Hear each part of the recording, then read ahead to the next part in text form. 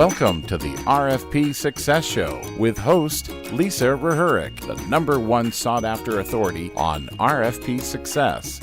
Each week, we bring you information, strategies, or resources to help you win more business through RFPs and have a little fun doing it. Let's get this week's episode started.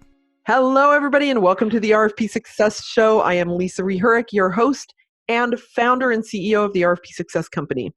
So this is kind of a fun day today because I've got a returning guest for the second part of an overall theme content. So this is kind of cool.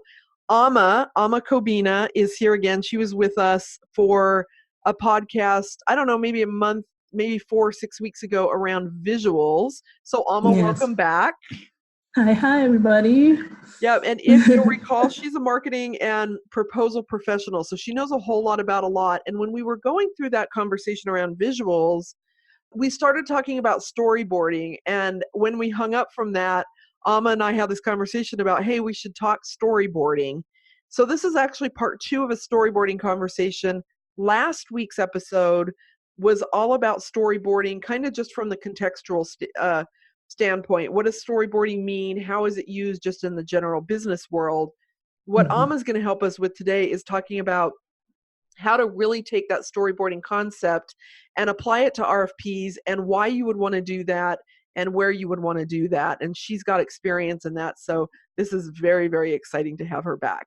Yes, and thank you so much for having me back, Lisa. And it's kind of really a really awesome stroke of luck to find all of these linked topics together for storyboarding. So it's awesome to take everybody on that journey. Yeah. Well, and it's interesting because I think in the world of big, huge federal bids, storyboarding is used pretty frequently.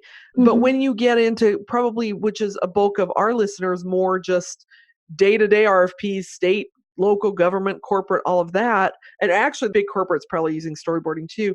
We don't do it because it doesn't feel necessarily like it's a big enough opportunity to do that. But there's a lot of ways that I think we can weave it in. So why don't we kick it off by having you tell us a little bit about when you started storyboarding in the context of RFPs? Yes, I have done storyboarding in one form or another since really I was putting together even papers in high school. Wow. So it was very natural thing because I'm a visual thinker in terms of I literally draw out stuff. And I didn't realize that was a thing or that was a way that I could learn until I got older. So when I'm taking notes, my notes are super scattered. There's a lot of text, right. But there's also a lot of arrows and it's very dynamic. So it forces me to start from point A and follow it to point B. So I'm always thinking about the story. I'm always asking people questions, trying to put things together in my mind. So that definitely helps as a skill to have. Yes. But I think we all do it intrinsically every day in our lives, right? We wake up in the morning, we think about all the things we need to get done, and we sort of break our day up into smaller chunks. We have where we need to go, and we have everything we need to get there, right? Yes. So let's look at the RFP process just like that. We start at the go, no-go process, for example. It comes across the desk, the decision maker is sitting there along with somebody that's talking past performance and maybe some other subject matter experts and the CFO, let's just say that it has to go through that process. So they talk about if the RFP is viable for the company. It's a go. All right, so then we start talking about past performance, whether we have everything. Okay, everybody's good. Yes, we have everything that we need. This is where nobody takes the opportunity to say, well, how do we convince somebody else that we have everything that we need to give them the solution? Speaking my language now, I love it. Right? Because you might just talk about it strategically and it makes sense for everybody at the table. Or you're in an organization where that decision maker is just in that position to make that call. So whether he's hearing another perspective doesn't really matter, right? But nobody is taking the step to create an artifact. And that's really what storyboarding is. You're creating an artifact for that story that's living in your head. Because it makes sense for your company, it makes sense in terms of your subject matter experts. You know, it makes sense for your past performance, all of that. It's led you to the go decision, right? So now convince people. Right. But honestly, I'm not even convinced that everybody in the company is on the same page there. So that, exactly. Right. And that creates an even better opportunity, because once you have those diverse voices, right, saying, okay, this is probably not good in terms of a business decision, then you have a problem. There is an issue in that arc of that story. So if I'm a Cobbina Inc., I know I can build out an entire city. Right. Okay, I'm just that grand. But I know my issue is in water transmission and water distribution to the people in my city. And everybody around me is like, yeah, you're a great city builder. Let's go for it. Let's go and convince the city of Houston that we need to build the city of Lisa, right? Ooh, I like that. But everybody knows, right? But everybody knows Cobbina Inc. has a problem with water. So what do? You go and you find a partner, right? Yep. Or you go and you hire the expertise that you need, or you create the products that you need there.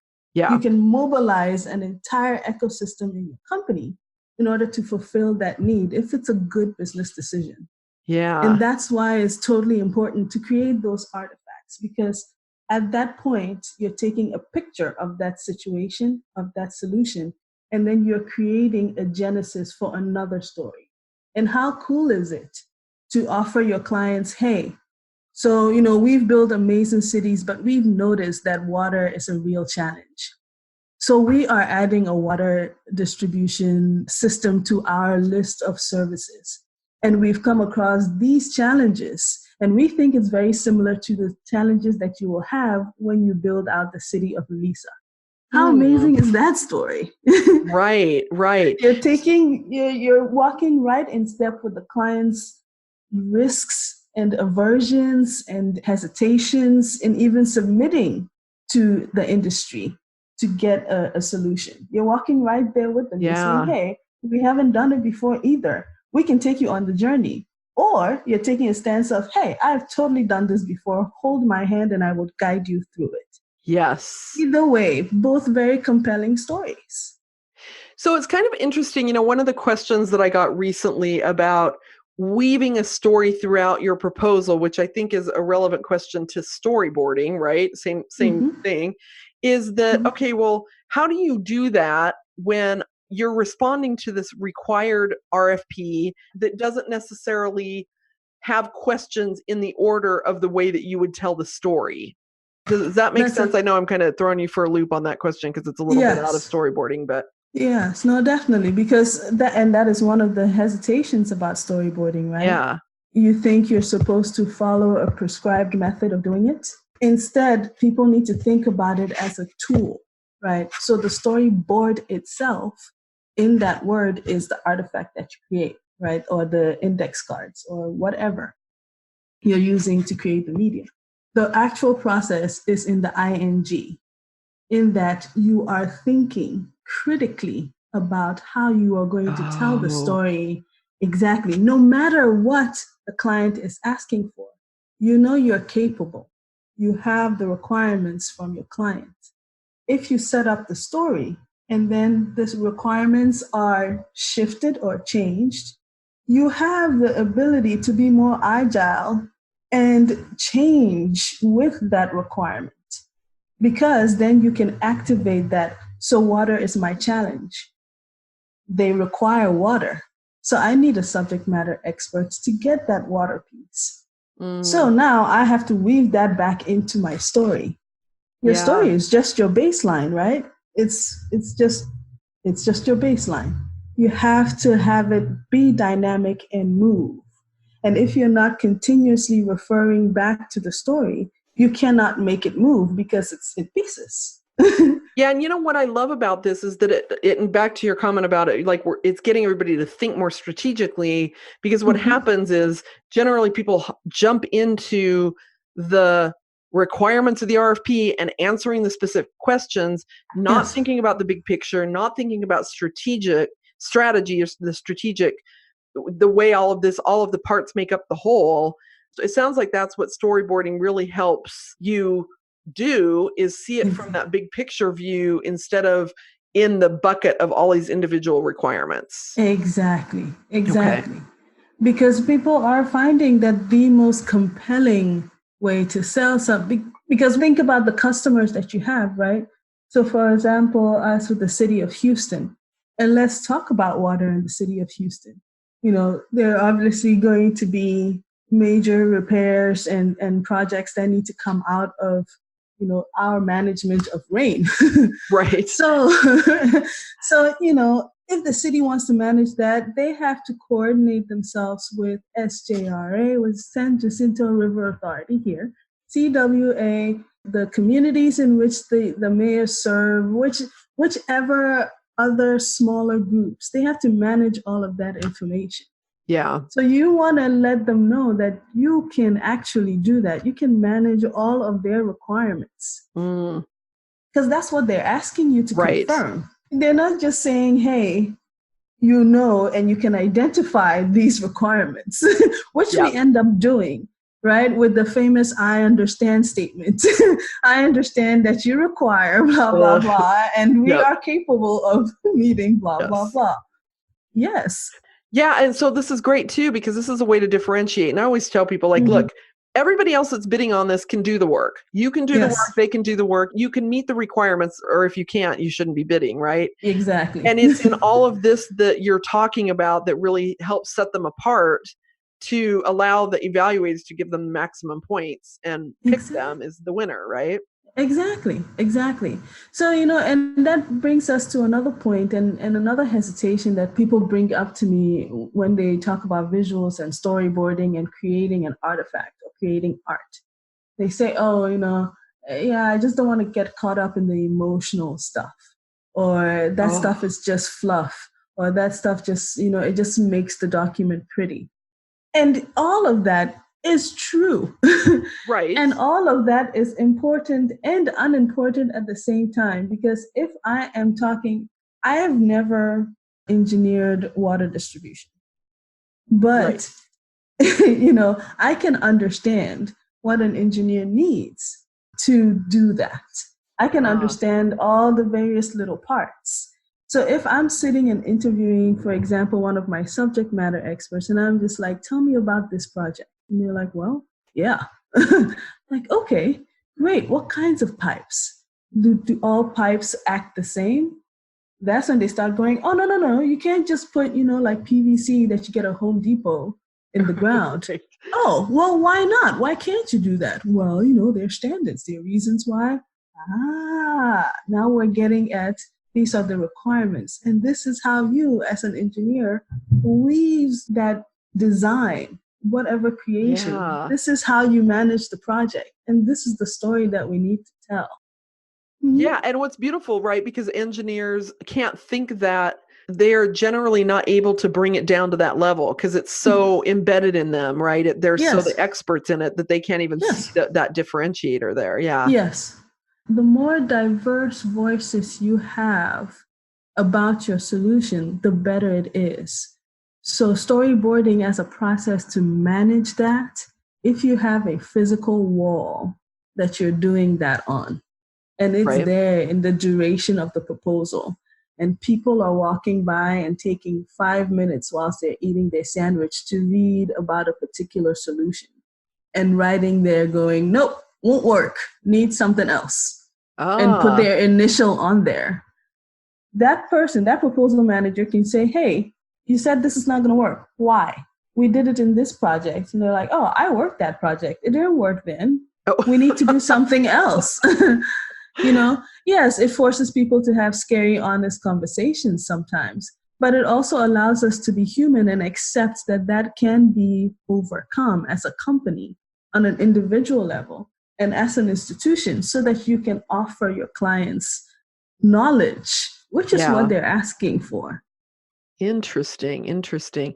I love this approach so much because, again, kind of back to a comment I made a few minutes ago, is I think so many people are just looking at their little slice of the pie and not paying attention to how it all works together. So, like, if you're going to take a proposal team through storyboarding, how do you start? How does it start? A simple question for everybody on the team then. Have they ever seen or read a comic book? Or have they ever seen a movie? The ingenious thing about comic books is it allowed people to go from one image to another, to follow it, and start to create a movie in their minds, right? Mm. And then the silent movie era hit, and people were still storyboarding because you needed to, as a creative, slice out all those pieces so that you can direct people. Because there wasn't really a script, right? If we're having a conversation and I'm supposed to turn and have a conversation with somebody else, scripting does that, or posing, or however you want to refer to how you move in a movie. So if you've read a comic book or seen a picture or watched a movie, you can storyboard. Because if you can take a picture, even a collage, and put it together in your wall and be able to see something, a theme, then you storyboard it, right? Because you are putting all of these static images, ideas, connections, people that you know, experiences. The only thing that you're doing in storyboarding with RFP is you are laser focusing it on the requirements of the client. So your mind at that point is thinking, okay, I know something about the city of Houston and I know something about building cities. I need water, gas, electricity. I need people. I need economies. I need small business. I need big business. I need everything in between. Right. So you start throwing all those ideas. Those things that naturally happen in conversation have to now be snapshots. I love that too, naturally found in conversation, and even kind of tying into what you were saying before about emotions. You know, people will purchase more on emotion, and people are consuming information more effectively if it's conversational, right? And so this is so beautiful, whether we're having a live conversation, whether we're reading it and writing, which is of course what is happening in an RFP. And so it sounds to me like you're having a conversation about the whole story based on kind of the overarching scope of work, but not necessarily based on each individual question, right? You get the storyboard done first, and then you kind of take that information and relate it back to the questions at hand. Am I interpreting that correct? Okay. Exactly. Always keeping in mind that the client has asked, or you know something about the client, right? Storyboarding and this kind of strategic thinking does not dismiss the fact that you have to do homework about your client. You have to get in front of them. You have to know their needs. You have to know the risks that they're willing to take and the ones that they're not. You have to understand really what their pricing strategies are asking for. And that may require another storyboard all on its own. Storyboarding is not just for the non-technical pieces of your proposals. They are also for your highly technical pieces if you have to provide that. Probably almost more important for that. Yeah, exactly. Right. Exactly. And for your pricing strategy and how that fits into the cues that they're giving you about your statement of work and about the items that you have to deliver as a contractor. Yeah. So, you know, it's not an isolated event. It's not something that reigns all over your proposal. It's something that has to keep moving. It's part of staying dynamic whilst you're developing your proposal. Because that's the only way you're going to manage the change and manage really the stress of putting together a proposal. Right. Yeah, you know, it's funny too. I'm working with a big client now that we're anticipating an RFP to hit, and I'm thinking of this process for them because it's such a big RFP. It's very technical, but it's such a big RFP that we get really quickly and easily lost in all of the minutia of the specific questions. And what happens is that my client sees the process and the structure of everything one way, and their client is asking questions in a very disjointed way. And so they're kind of trying to fit their big picture process and all of this into these really weird categories. But I think storyboarding can help that process so much better as you're talking, and I'm thinking through like, okay, let's talk about it from our perspective and make sure we're all on the same page and we've got the story. And then how can we take that then and fit it into the categories that the RFP is asking for? Yeah. I think And it that's really, and even at some point past the go process, if you realize that, that story is just not going to work, you need to change the story or reevaluate your go, no-go process Ooh, love for that particular opportunity. Because if you have a strong process and you can get everybody, and it's a great way to get everybody, your team, focused on what the solution is. So if people are giving information that doesn't quite fit, you empower your people to ask the right questions, right? So you can manage change that way. But you can also use the process to make sure that you are making a good business decision, which ultimately is what all companies want to do. Yes. You want to know that when you are mitigating that risk for giving your client that service, that product, that you are going in with it eyes wide open, right? Knowing exactly what you've offered, so that even after you submit it and you win it and it's all great and you turn it over to operations and you are now getting ready to do it, that people are firmly behind your story because they've bought into it, so that there's no like, oh my God, what did the proposal people say? We can't do that. Or we are not ready for that. Or that's rolling out next year. We can't do it now. Oh my gosh. Well, yeah. It's such a huge cascading effect.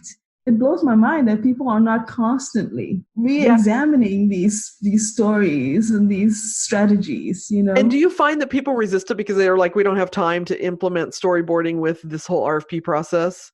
Oh yeah, because they think they have to learn how to draw. Right. Or they think we don't have time for strategy. And I tell people all the time, if you don't have time for strategy, you shouldn't be bidding, because that's just, you're going to lose. Like the chance of you losing is really, really high. So why would you waste your time and money? Yes. It's interesting how, if we could get them to shift, I'm like, I don't understand why you would want to waste your time bidding without strategy. Exactly. That doesn't make sense to me. It lowers your odds to 50-50.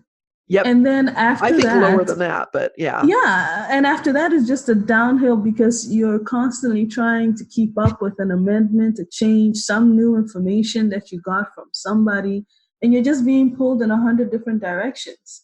So by the time you submit that proposal, your odds of winning are at 20%. Yeah, and when you look at people's win rates, it reflects that, right? Yeah, because everybody is expecting 20 to 30%. Oh, you're doing awesome. What? Right. That blew my mind. Yes. That blew my mind when I first started doing proposals, because I say, I don't understand. If the race is at 50-50. Right. So why are we losing 20% and getting down to 30 and saying that's okay? You know what? I hear it all the time. I actually read this really interesting article that was talking about the fallacy of win rates and how it's balderdash when people claim like 80% win rate, because they're claiming 80% win rate because they're only bidding on things they know they can win. And I'm like, right. Yes. Ding, ding, ding, ding, ding. Water is wet. Yes, water is wet. The sky is mostly blue. I love that. Well, so and you talked about this a little while ago, but I want to circle back to this specific question. Is for somebody that's just getting started, where in the process does storyboarding come in? They get an RFP on their desk. When should they start storyboarding? If you are the decision maker and it's really your sole discretion for the go, no-go process, start it right there and then. Beautiful. Call the people that you need and ask, and if you are the one that's going to read it and then assign people, hey, more power to you. You can actually call people and ask the direct questions and start throwing Post-it notes with scribbles on the wall. Yeah. What are a couple of first questions that they should ask to kick off the storyboarding? If your go, no-go decision starts at pricing and your client has offered you a budget, that's great. Right. Can you do it? Can you do it under that budget? you know? Yeah. So that's your first yes. Mm. How do you start to do it? If it's a construction project, what has your history been for projects that are up to 1.5 million, for example? So 1.5 million is your mark. You start listing your projects, even the ones that you can just remember off the top of your head. Yep. Because you're the decision maker. You should have some knowledge of that, right? So 1 or 2 projects, okay, you maybe want 5 because that's the requirement for the RFP in this particular client, right? Yep. So now you start looking. You can call somebody and say, hey, I need 5 projects, 1.5 million, construction for the city of Houston, blah, blah, blah. That person starts activating and gets you that information. You start putting it up on the wall. And it doesn't just stop. Right? Because that wall is starting to build. And if that is your decider for go, no go, that's perfect. Because you have your justification right there on the wall. You can literally take a picture of it, file it with that proposal, and it's a no-go. Or it's a go, you take a picture of it, send it to your proposal coordinator, send it to your proposal manager, saying, hey, this is the beginnings of something. I need you to do the further research. These are the people I've already contacted. Throw the team together, let's go. I love it. You know, it's interesting. And last week, Natalie, who was the guest talking about storyboarding, she talked about, you know, that there's electronic ways to do this as well. Oh, yes. But she's all about kind of the physical index cards, Post-it notes, whatever that looks like. What do you think about that? What camp are you in, manual or electronic? You know, I think it really depends on the person, right? So I'll take it back to the decision maker. If that is something that you are doing constantly in your office between printed and digital media, then I'd say do it digitally and find a way you can take it with you on your phone, because your mind will start going that way, right? Your mind will start following those opportunities in the conversations that you're having as a decision maker. If you like to have it more tactile because those projects are larger, for example, and you require more team collaboration, then I would say, yes, do it more physically, right? It gives people a chance to gather. It gives people a chance to walk by it, and you can share it in a more analog way. And there are definitely devices that you can have that scan those Post-it notes from images and makes it digital, so that if you need to go global with what your pursuit is saying, then you have a hybrid system going. You have somebody who is in charge of the process, which Natalie mentioned, which is so important. Yes. You want somebody who is the champion of your storyboarding, making sure that you are getting your ideas out, especially if it's not your habit, right? Yep. Because that's how we all overcome our habits. Either that inner voice in our heads that's saying, hey, you're doing something wrong. Yeah. Or if you're not fully aware, somebody else going, hey, you're doing something wrong. So, have somebody, if it's your graphic person, more power to them, because they will ask you those questions because they're thinking about how they're going to visualize all of this stuff in your proposal. You can even start doing these things for opportunities that you know are going to be coming out, so that you can start thinking about massaging your clients and moving them in the right direction for a particular project, right? Working your client or whatever. So however it best works for your organization, build a hybrid of it. You don't need to use Slack or Asana or any other tool if it doesn't fit into your corporation. There doesn't have to be any rules. There doesn't, because all you need is the process. All you need is the process. And that's something that is habitual. It's something that you learn. You know, people get bogged down with screen or analog because each one poses its own issue, right? People know how to view things on the screen, but creating things for screens, that requires some sort of a special skill. Is there do you know if there's an electronic storyboarding tool? Oh, yes. There's so many. Oh, nice. Do you know of one that we can name?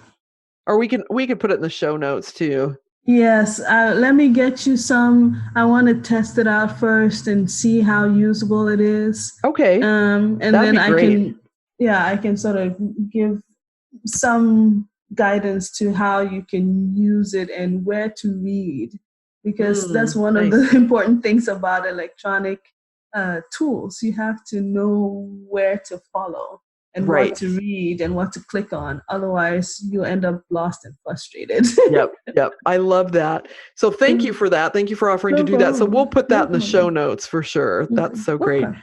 Well, Amma, this has been so amazing. What a great conversation around storyboarding. Any other last thoughts around storyboarding that we haven't covered that you really wanted to talk about?